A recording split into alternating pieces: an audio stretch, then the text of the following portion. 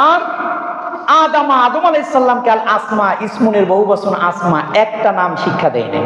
পেঁয়াজ, রসুন, আলু, মরিচ, ঝিঙ্গা, পেঁপে, কলা, তারপর বেগুন, এগুলার নাম না। সমাজকে কিভাবে চালাতে হবে, সমাজ কিভাবে পরিচালনা করবেন, এই সব কিছু আল্লাহ আদমকে শিক্ষা দিয়েছেন। সুবহানাল্লাহি ওয়া বিহামদিহি।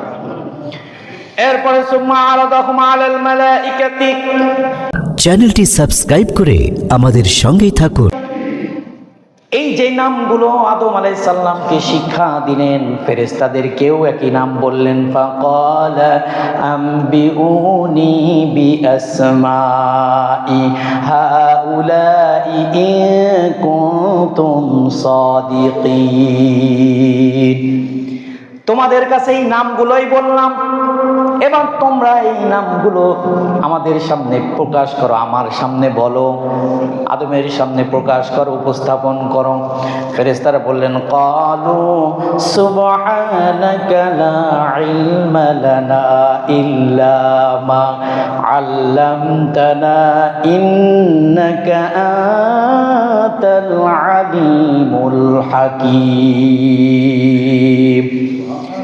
ফেরেশতারা বললেন, আল্লাহ, ক্বালু সুবহানাকা, আপনার প্রশংসা আদায় করি, লা ইলমা লানা ইল্লা মা আল্লামতানা, আপনি আমাদের যেটা শেখান এর বাহিরে কোনো কিছু শিক্ষা করার ক্ষমতা আমাদের নাই। সুবহানাল্লাহ। এরপরে বললেন, ওয়াইদ কুলনা লিল মালাইকাতি, এরপর আল্লাহ রাব্বুল আলামিন আদমকে বলছেন, ক্বালা ইয়া আদম আম্বিহুম বিআসমাইহিম, তোমার যে নামগুলো শিখালাম এবার তুমি বলো তো। ফালাম্মা আম্বাহুম বিআসমাইহিম, আদম আলাইহিস সালাম সকল নামগুলো বললেন, যা যা নীতিমালাগুলো, যত কথা আদমকে শিক্ষা দেয়া হয়েছিল সবগুলো বললেন। ক্বালা আলাম আকুল লাকুম ইন্নী আ'লামু গায়বাস সামাওয়াত। রব্বুল আলামিন বলেন, ও ফেরেশতারা, আমি কি বলি নাই যে আমি যেটা জানি তোমরা সেটা জানো না? সুবহানাল্লাহ। ফেরেশতাদেরকে আল্লাহ ডেকে বলছেন, ও ফেরেশতারা, আমি যেটা জানি তোমরা সেটা জানো না।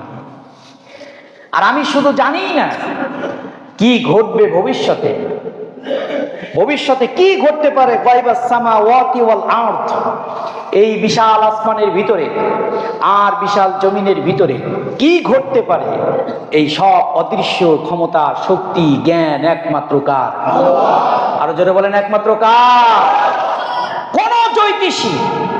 কোন জ্যোতিষী ভবিষ্যতের কোন খবর বলতে জোরে বলেন পারে? পারে না। একজন মুরব্বী বাজারে গেছে। কোথায় গেছে? বাজারে। হঠাৎ বাজারের মুখে ঢুকতে গিয়ে দেখে একজন জ্যোতিষী বসা, তার ব্যাগের ভিতরে অসংখ্য মাদুলি, তাবিজ, ভবিষ্যৎ সম্পর্কে সে গণনা করে। এখন এই মুরব্বী যখন বাজারে ঢুকেছে তখন এই জ্যোতিষী বলেছে, চাচা একটু থামবেন, আপনি আমার প্রথম কাস্টমার, আপনার ভবিষ্যৎটা একটু বলে দিই। কে বলেছে? জ্যোতিষী বলছে চাচাকে যে, চাচা জান একটু থামেন, আপনার ভবিষ্যতে কি হতে পারে, আপনার ভবিষ্যতে কি লেখা আছে, আপনার কপালে ভাগ্য কি হতে পারে একটু বলে দিই, একটু দাঁড়ান। চাচা এই কথা শোনার পরে এই জ্যোতিষীর একটা দিছে থাবা, জোরে একটা থাপ্পড় মারছে।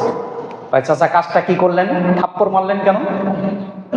কয় তুমি বোঝো নাই, তোমার ব্যাগের ভিতরে অসংখ্য মাদুলি, তাবিজ, তুমি ভবিষ্যৎ গণনা করো, সকালে যখন বের হয়েছো তখন কি তুমি জানো না যে বাজারের মুখে একজন মুরব্বীর হাতে তুমি একটা থাপড় খাবা?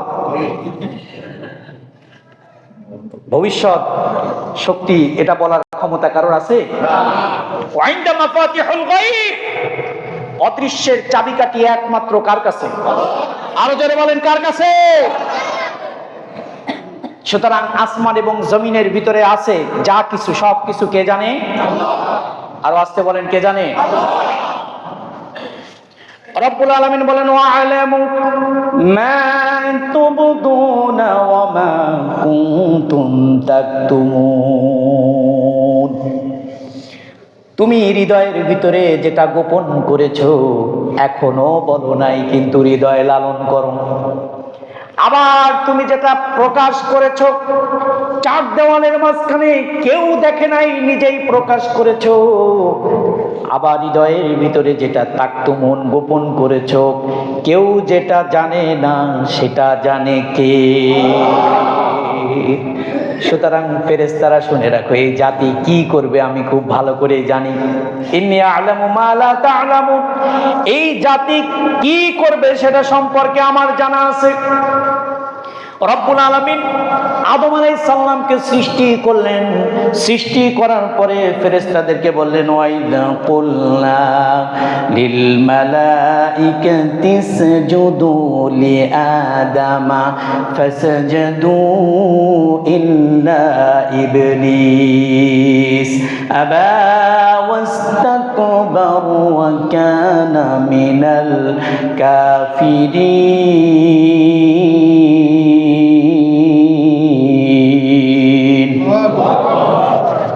আল্লাহ রাব্বুল আলামিন বলেন, কুলনা লিল মালাইকাতি, আদমকে আমি সৃষ্টি করলাম, সৃষ্টি করার পরে বললাম ফেরেশতাদেরকে উসজুদু লি আদামা, আদমরে সিজদা করো। ফাসাজাদু, तमाम ফেরেশতা আদমকে সিজদা করলো, ইল্লা ইবলিস, একমাত্র সিজদা করলো না আমার আপনার বন্ধু মহাপণ্ডিত ইবলিস। কে করে নাই? আমার আপনার সবচেয়ে কাছের বন্ধু। কথা ঠিক কি না? বন্ধু না? কথা বলেন না কেন? আমার আপনার বন্ধু, এটা স্বীকার করলে ঈমান থাকবে। কারণ আল্লাহ বলেছেন তোমার প্রকাশ্য শত্রু, তোমার বিরোধী, তুমি যেই ডানে যাবা ভালো কাজ করতে থাকবা, ও তখন খারাপের দিকে নিয়ে যাবে। সুতরাং আল্লাহর আদেশ থেকে বিচ্যুত করাই যার কাজ, তার নাম ইবলিস। তার নাম কি? আল্লাহ যত কাজ করতে বলেছেন, যত হুকুম দিয়েছেন, আহকাম দিয়েছেন, জীবন পরিচালনা করার জন্য যত নীতিমালা দিয়েছেন, সব নীতিমালার বিরোধিতা করা যার কাজ, তার নাম কি? জোরে বলেন, তার নাম কি? এখন কোরআন দিয়ে সমাজ গড়ো, কোরআন দিয়ে রাষ্ট্র গড়ো, এটা কার কথা? আল্লাহর কথা। এখন এই কথা যদি আমি বলতে যাই, তাহলে আমার বিরোধিতা যারা করবে তারা কি ভালো মানুষ? জোরে বলেন। আরে সর্বনাশ, আমারে গত পরশুদিনকে একজন ডাকছে, নেতা এই এলাকার। ডাকার পরে বলছে, হুজুর জি আমি লাভবাইক, সালাম কালাম দিলাম, যেমন সালাম দেওয়া দরকার আবু জেহেল আবু লাহাব যেমন সালাম কালাম দিত অম্মাই দিলাম।